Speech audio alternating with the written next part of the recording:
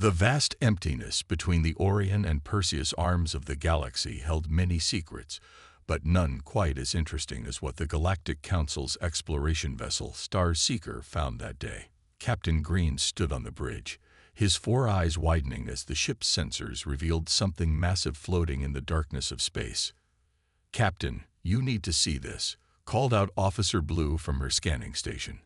Her tentacles moved quickly across the control panel as she refined the sensor readings. "We're picking up what appears to be a fleet, but it's ancient." The bridge crew gathered around the main display screen. What they saw left them speechless. Hundreds of ships, maybe thousands, floating in perfect formation despite their age. The vessels were huge, dark shapes against the starry background, their hulls covered in what looked like primitive armor plating. "How old are we talking about?" Captain Green asked, adjusting his uniform as he leaned closer to the screen. "Initial scans suggest at least 15,000 years, sir," Blue replied, her voice filled with excitement. "But that's impossible. No known civilization had ships this size that far back." The discovery was significant enough to call in the Galactic Council's top researchers. Within 2 days, Professor Reed, the Council's leading archaeologist, arrived with his team. Among them was Representative White of the Stellar Empire, a species known for their advanced technology, and, unfortunately, their arrogance. As the research vessels approached the ancient fleet, the true scale of the ships became apparent. The smallest was the size of a modern cruiser, while the largest dwarfed even the Council's biggest battleships. Their design was unlike anything in the historical records. Blocky, utilitarian, with none of the sweeping curves and elegant lines of modern vessels. "Look at this primitive engineering," Representative White said with a laugh, his crystalline body reflecting the light from nearby stars. "These ships probably used simple fusion drives.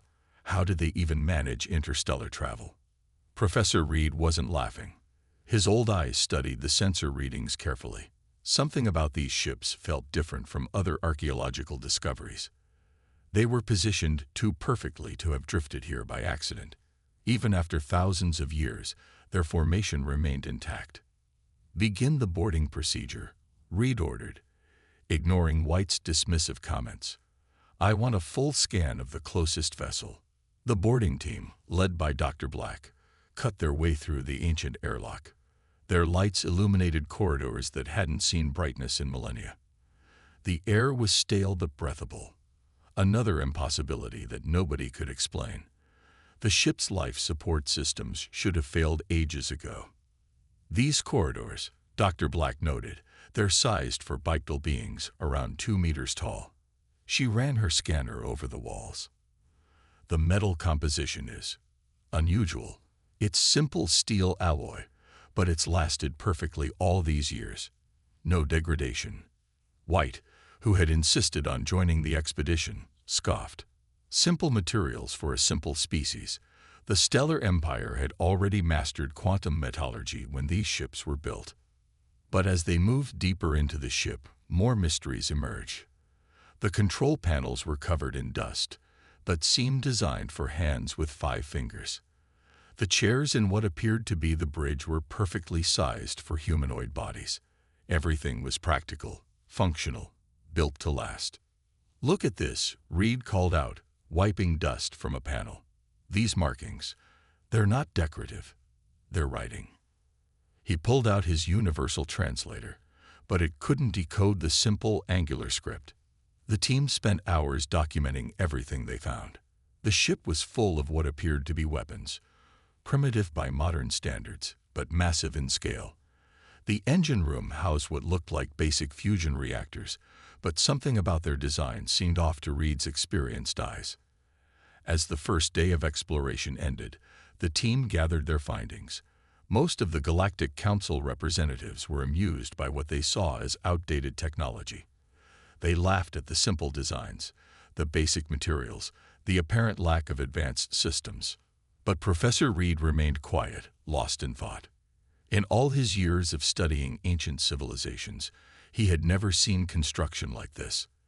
Everything was built with purpose, Every system had redundancies, and despite its age, nothing had failed completely. The ancient fleet had many more secrets to reveal, and Reed had a feeling that those who were laughing wouldn't be laughing for long. The second day of exploration brought more surprises. Professor Reed and his team moved deeper into the ancient vessel, which they had named Sleeper One. The ship's halls seemed endless, each new room adding another piece to the growing puzzle. "Professor, you need to see this," Dr. Black called from what appeared to be a medical bay. The room was filled with beds sized perfectly for medium-height bipedal beings. But it was the medical equipment that caught their attention. Unlike the seemingly primitive technology elsewhere, these devices looked strangely familiar. "These scanners," Reed said, running his hand over a dust-covered machine, "they're designed to work with carbon-based life forms." He paused, thinking. Most spacefaring races we know are silicon or crystal-based, like Representative White's people. White stood in the doorway, his crystalline form reflecting the team's lights. "Primitive or not, these ships are remarkably well preserved," he admitted reluctantly. "Our own vessels start breaking down after just a few hundred years." The team moved on to what looked like a massive storage bay. Inside, they found rows upon rows of sealed containers. The universal translator still couldn't decode the markings, but the images on them were clear enough. They were supplies: food, water, medical supplies, spare parts, enough to support a large crew for years. "Look at how they're arranged," Officer Blue noted, her tentacles gesturing at the systematic organization.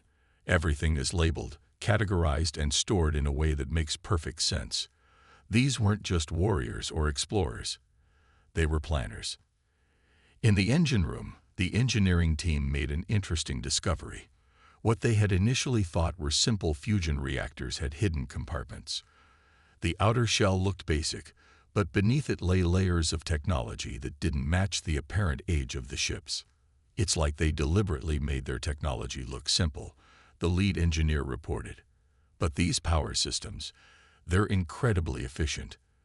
We can't even understand how some of these components work." Professor Reed found himself drawn to the ship's bridge again. He studied the control panels, noting how everything was positioned just right for quick access. The chairs had features that nobody had noticed at first: hidden compartments, adjustable settings, and what looked like emergency survival systems built right in. The beings who built this, Reed explained to his team, they thought of everything. "Look at these emergency controls under the armrests. They're positioned so you could reach them even if you were injured. And these display screens, they're angled precisely to reduce eye strain for a being with forward-facing eyes." White, who had been watching silently, finally spoke up. "You speak as if you admire them, Professor, yet they clearly lacked our advanced understanding of quantum mechanics and zero-point energy." Reed turned to face him. "Did they? Look at these power readings we're getting from deeper in the ship. Something is still running after all these years. That shouldn't be possible with primitive technology." The team's biggest discovery came late in the day. In what appeared to be the captain's quarters, they found personal logs. While the language remained unreadable, they found images, star charts, tactical displays, and most surprisingly, drawings of the beings who built the ships.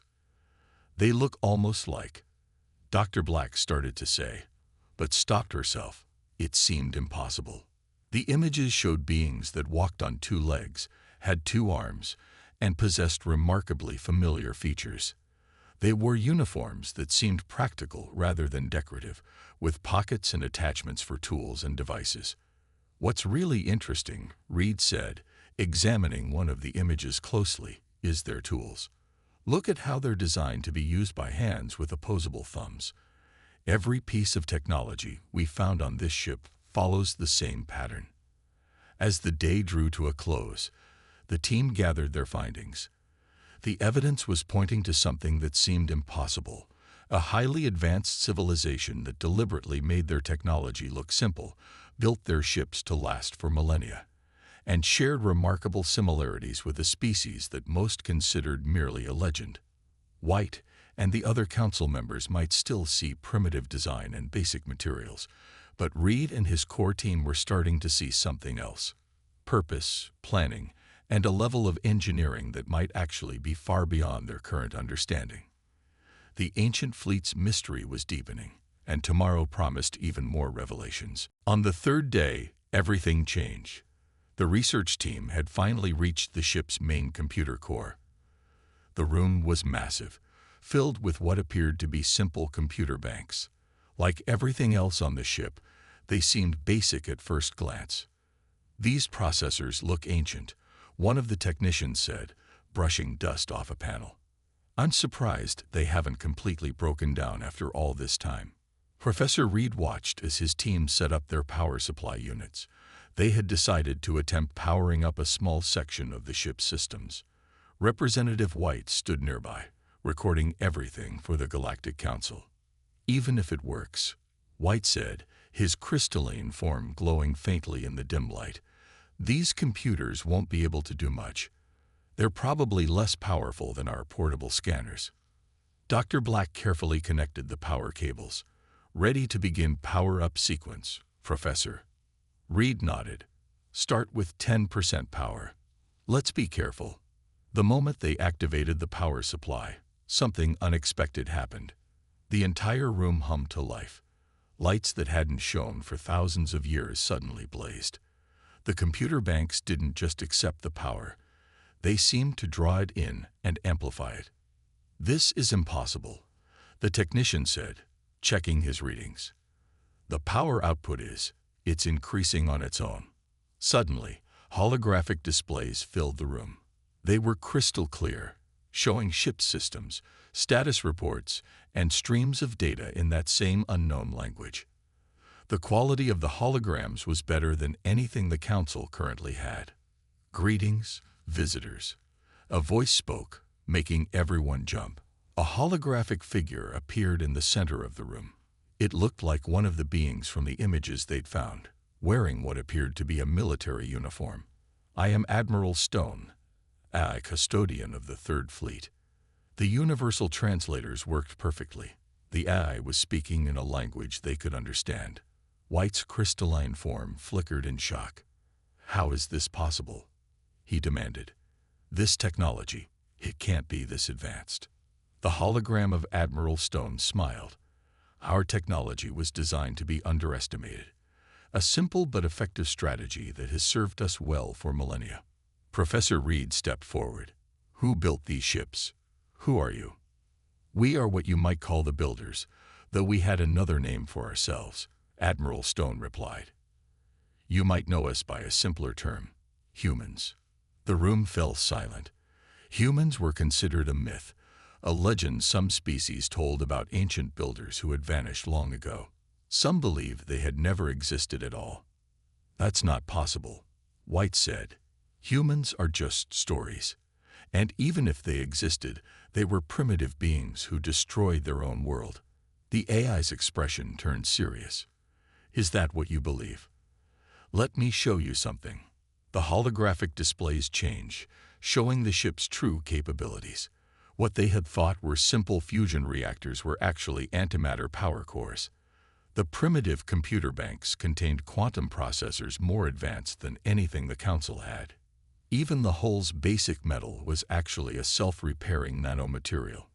"We built these ships to last," Admiral Stone explained. "We knew they would need to wait a long time. The simple appearance was intentional, a defense mechanism against those who might find them too early." As if to demonstrate, the AI activated more systems. The entire ship hummed with power. Weapon systems that had seemed primitive revealed their true nature. Energy weapons that could slice through modern shields like paper. "But why?" Reed asked, fascinated. "Why build all this and then hide it?" The AI's expression grew grim. "Because we knew something was coming. Something that had chased us across the stars. We built this fleet not for ourselves, but for those who would need it when the threat returned." The team spent the rest of the day documenting everything the AI showed them. The more they learned, the more astounded they became. These ships weren't relics. They were the most advanced vessels anyone had ever seen. White had stopped laughing. In fact, he hadn't spoken for hours, his crystalline form dim with shock as he watched demonstration after demonstration of technology far beyond his people's understanding. The mystery of the ancient fleet had been solved, but it had only led to bigger questions. Why had the humans disappeared? What threat were they preparing for? And most importantly, why did they think that threat would return now, after all these years? As night fell on their third day of exploration, alarms began to sound throughout the ship. Admiral Stone's hologram appeared again, its expression urgent. "Long-range sensors are active," it announced. "They've detected something approaching. Something we've been waiting for." The room erupted into chaos after Admiral Stone's warning. Professor Reed quickly took charge of the situation, his years of experience showing in his calm voice. "Admiral Stone," Reed addressed the AI, "please explain what your sensors have detected." The holographic display changed to show a three-dimensional map of the galaxy. A massive red cloud was moving through space, consuming everything in its path. "We call them the Swarm," Admiral Stone explained. "They are why humanity had to leave. Not because we were defeated, but because we needed time to prepare." White, who had been silent for hours, finally spoke. "This is impossible. Your people, the humans, they're the precursors." His crystalline form trembled. The Stellar Empire had built their entire civilization trying to match the legendary achievements of the precursors. "Yes," the AI confirmed, "though we never called ourselves that. We were simply humans trying to protect the younger races that would come after us." The ship's systems continued to power up. Throughout the massive vessel, lights came on, engines hummed to life, and weapons systems activated. Dr. Black's scanners showed the same thing happening across the entire fleet. "But where did the humans go?" Reed asked, watching as more ships lit up in the darkness of space. Admiral Stone's hologram walked to the main display. "When we discovered the Swarm, we realized we couldn't beat them with conventional warfare. They adapted too quickly, learned from every defeat, so we developed a different strategy." The AI showed them recordings from the past. Massive human fleets engaging strange, organic-looking ships that seemed to absorb any damage done to them. The battles were terrifying to watch. "We knew the Swarm would return," Stone continued. "They always return, moving from galaxy to galaxy, consuming everything in their path. So we built this fleet, designed to look primitive, but housing our most advanced technology." Officer Blue, who had been analyzing the ship's systems, looked up from her station. "The technology in these ships, it's beyond anything we've ever seen. The quantum processors alone could run an entire planet's systems." "But why make them look primitive?" White asked, his earlier arrogance replaced by genuine curiosity. Admiral Stone smiled. "Because arrogance is predictable. The Swarm, like your people, Representative White, would scan these ships and see outdated technology. They would underestimate us, just as you did." The AI's words struck home. White's crystalline form dimmed slightly in embarrassment. More data streamed across the displays as the fleet's systems fully activated. What they had thought were simple cargo holds were actually factories capable of producing advanced weapons and ships. The primitive armor was made of self-repairing nanomaterials that adapted to any form of attack. Humanity didn't disappear because they failed, Reed realized, his eyes wide. They left this fleet as a gift, a defense for the younger races that would evolve after them. "Correct," Stone confirmed. "We seeded thousands of worlds with life, knowing that new civilizations would arise. This fleet was positioned here specifically to protect these developing worlds when the Swarm returned." Dr. Black, who had been studying the ship's historical records, suddenly called out, "Professor, look at these stellar coordinates. The humans, they didn't just leave. They moved their entire civilization into a parallel dimension they created." The revelation stunned everyone. A species capable of creating and moving to another dimension wasn't primitive. They were far more advanced than any known civilization. "We wait there," watching and preparing. Admiral Stone said, "This fleet is our gift to you, but using it effectively will require all the species of this galaxy to work together." White turned to Professor Reed, his crystalline form glowing with determination. "We must inform the Galactic Council immediately. All our petty differences mean nothing in the face of this threat." As if to emphasize his words, the long-range sensors beeped again. The swarm had devoured another star system, moving ever closer to the inhabited worlds of the galaxy. The team looked at the massive fleet surrounding them. Humanity's legacy, waiting silently in space for thousands of years for this very moment. What had seemed primitive was actually the most advanced technology ever created, left behind by a species that had cared enough about the future to plan for it. The time had come to use humanity's gift. The only question was, would the galaxy's younger races be worthy of it? Within hours, the highest-ranking members of the Galactic Council arrived at the fleet. The massive council ship looked small next to the awakened human vessels, whose true power was now visible to all. Professor Reed stood in Sleeper One's main command center, watching as Admiral Stone's AI interfaced with the entire fleet. Each ship came alive one by one, their systems glowing with energy that had waited thousands of years to be unleashed. "The council members have arrived," Dr. Black announced, her eyes fixed on the incoming ships. "They're requesting permission to board." Admiral Stone's hologram nodded. "Grant them access." It's time they understood what they're facing. The council chamber was quickly set up in the ship's massive briefing room. Representatives from 20 different species sat in stunned silence as they watched the AI's presentation about the swarm. "The threat is greater than you can imagine," Admiral Stone explained, showing recordings of entire worlds being consumed. "The swarm doesn't just destroy. It adapts and evolves using the technology it consumes." Council Leader Gold, an energy being contained in a special suit, spoke first. "How can we trust these ships? This technology? They'd been dormant for thousands of years." In response, Admiral Stone activated one of the fleet's smaller vessels. The ship moved with impossible speed, its engines leaving no energy trace. It fired a demonstration shot into empty space, a beam of energy that literally bent reality around it. That, Stone said, was at 1% power. The council members murmured among themselves. White, who had witnessed the fleet's awakening firsthand, stepped forward. "I've seen what these ships can do," he announced. "The humans weren't primitive. They were so far advanced that they could create technology that would last millennia and still be beyond our understanding." Dr. Black pulled up her latest findings on the main screen. "Each ship in this fleet has manufacturing capabilities that could outproduce our entire civilization. The humans designed them to be completely self-sufficient. But why didn't they stay and fight the swarm themselves?" asked another council member. Admiral Stone's hologram walked to the center of the room. "Because this wasn't just about fighting. The humans had a larger plan. They knew that facing the swarm directly would lead to an endless arms race. Instead, they chose to guide younger races to face the threat together.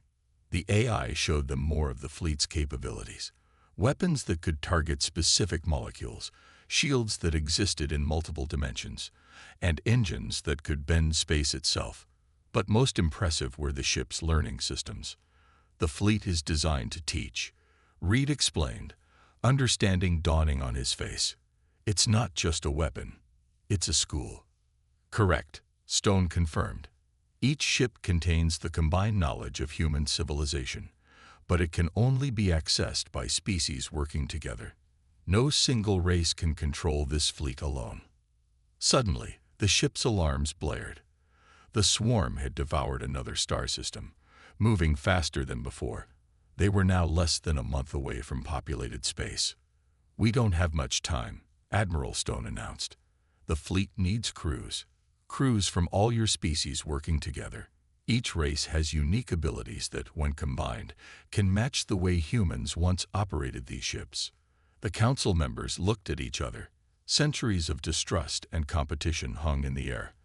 But facing extinction, old rivalries suddenly seemed meaningless. Council Leader Gold stood, How long do we have to learn to use these ships? 3 weeks, Stone replied. The fleet's training systems will accelerate the learning process, but it will still require every moment we have. The energy being turned to the other council members. Then we have no choice. From this moment, all our resources, all our people must be dedicated to preparing for this fight. One by one, the council members agreed. Traditional enemies would now train side by side. Species that had never cooperated would learn to crew the same ships. As the council members left to begin preparations, Professor Reed remained behind with Admiral Stone's hologram. "Will it be enough?" he asked quietly. "Can we really learn to use this technology in time?" The AI's expression was serious but hopeful. "The humans believed in you. All of you. That's why they left this fleet. Now it's time to prove they were right." The ancient fleet hung in space, its true power finally awakened, waiting for the children of the galaxy to claim their inheritance and face humanity's ancient enemy. 2 weeks into their training, the first real attack came. The swarm moved faster than anyone had predicted, destroying a remote mining colony before the fleet could respond. Battle stations. Admiral Stone's voice echoed through every ship in the fleet. The AI's hologram appeared simultaneously on all command bridges, where mixed crews of different species scrambled to their positions. Professor Reed stood on Sleeper One's bridge, now serving as a tactical advisor. Around him, former enemies worked together at control stations. White's crystalline form glowed at the weapons console, while Council Leader Gold's energy form operated the navigation systems through a special interface. Multiple swarm signatures detected, Dr. Black reported from her science station. They're unlike anything in our records. The main screen showed the enemy ships, massive organic-looking vessels that seemed to swim through space. They moved in patterns that defied normal physics, their surfaces rippling with strange energy. "The swarm has evolved since our last encounter," Admiral Stone announced. "They've absorbed technologies from other galaxies they've consumed. But we prepared for this." The human fleet moved into formation. What had once looked like clumsy, primitive ships now moved with impossible grace. Their supposedly simple hulls shimmered as advanced camouflage systems activated. "First wave approaching," White announced, his crystalline form pulsing with tension.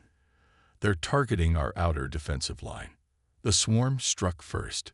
Beams of corrupted energy lashed out at the human ships. But instead of the easy victory they expected, their attacks met something unexpected. Adaptive shields holding. Officer Blue reported, her tentacles dancing across multiple control panels. "The human defense systems are learning from each attack." The fleet's counterattack was devastating. Weapons that had seemed primitive now fired shots that bent reality itself. Where the swarm tried to adapt, the human ships attacked in new ways. When the enemy evolved a defense, the fleet simply changed its approach. "This is incredible," White said, watching as his weapons found their marks. "The ships, they're teaching us as we fight. Each attack we make is more effective than the last." Admiral Stone's hologram nodded. "The humans designed these ships to be both weapons and teachers. You're not just fighting. You're learning warfare at a level your species have never seen before." The battle raged for hours. The swarm, used to easily overwhelming its prey, found itself facing an enemy that had prepared for thousands of years. Every time they adapted, the human fleet was already 3 steps ahead. "They're pulling back," Dr. Black announced. "The swarm is retreating." But Admiral Stone's expression remained serious. "No, they're regrouping. This was just a test attack. They wanted to see what we're capable of." The AI was right. Long-range sensors showed the main swarm fleet approaching. Thousands of ships, each one having already absorbed the information from the first attack. "How can we fight so many?" Council Leader Gold asked, their energy form flickering with concern. "By working together," Reed answered, understanding finally dawning. "That's why the humans left these ships. Not just because of their power, but because they force us to combine our abilities." He was right. During the battle, each species' unique traits had proven vital. The crystalline people's precise calculations, the energy being's power management, the tentacled species' ability to operate multiple systems, all were needed to use the ships effectively. Admiral Stone's hologram smiled. Now you understand.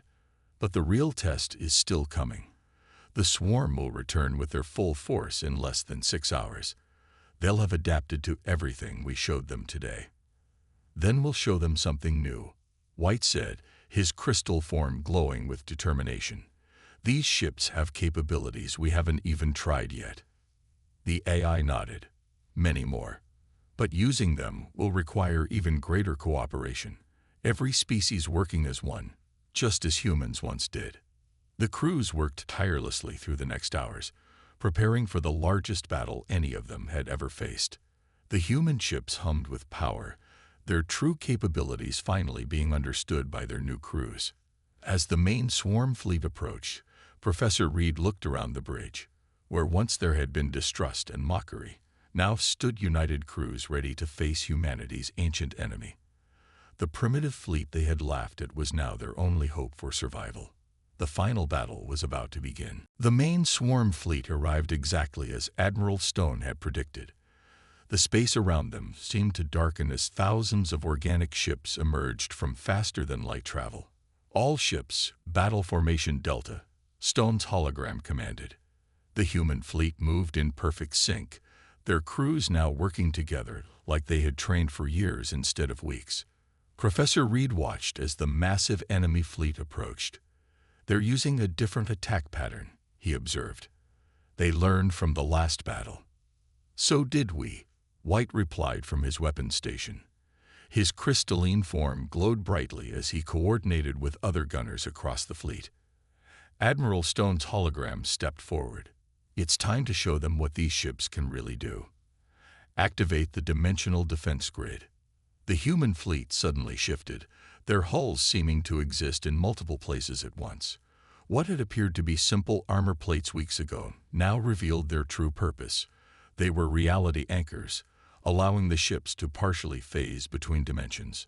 Swarm fleet entering weapons range, Dr. Black announced. They're launching their first wave. The enemy attacked with weapons they had evolved from dozens of conquered civilizations. Beams of corrupted energy, missiles that bent space, and biological weapons that could eat through normal shields, all useless against the human ship's defenses.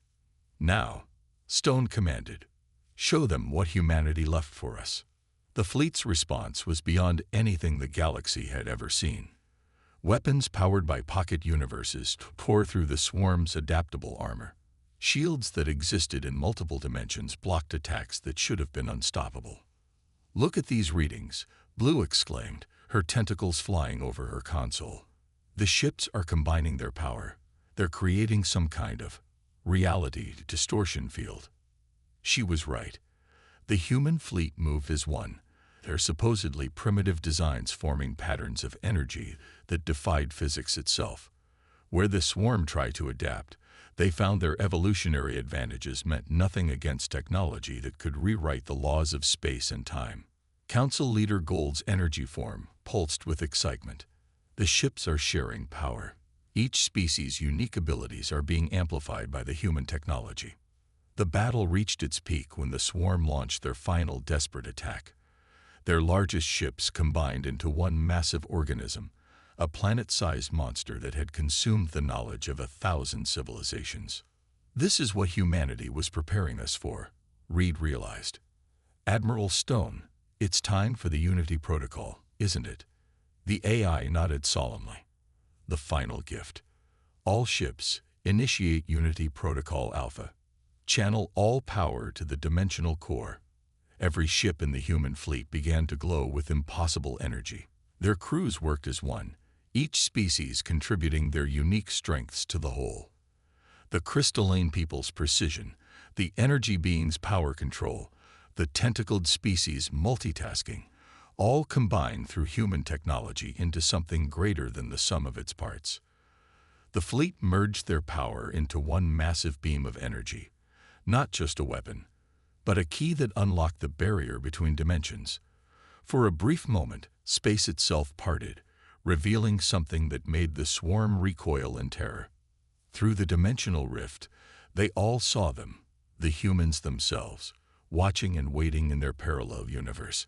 Millions of advanced ships, ready to help if needed, but holding back, letting their children learn to defend themselves. The sight lasted only seconds, but its effect was devastating. The swarm, faced with power beyond even their ability to adapt, broke apart.